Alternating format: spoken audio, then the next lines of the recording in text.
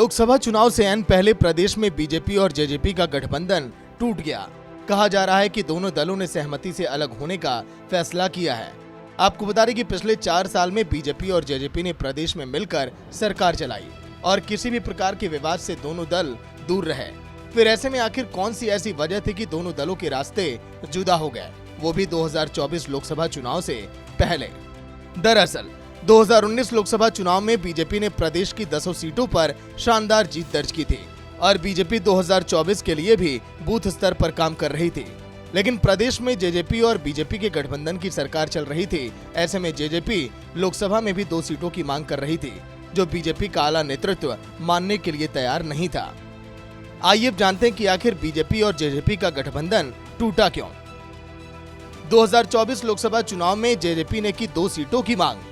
JJP 1 से 2 seat मांग रही थी, बीजेपी सीट देने को तैयार नहीं थी। 2019 में बीजेपी ने लोकसभा में जीती सभी 10 सीटें। लोकसभा चुनाव में सीट शेयरिंग पर विवाद, यानी साफ था दुष्यंत चौटाला की पार्टी 1 से 2 सीट हरियाणा में चाह रही थी, लेकिन बीजेपी की हरियाणा यूनिट ने आलाकमान को भेजी अपनी रिपोर्ट में जेजेपी को एक भी सीट नहीं देने की वकालत की थी और संभव था कि केंद्रीय नेतृत्व भी यही चाहता था।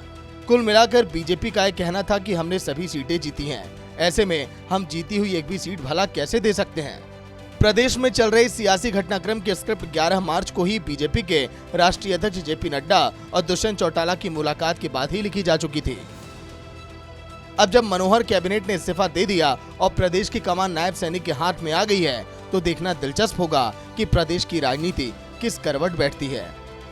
ब्यूरो रिपोर्ट, सूर्या समाचार।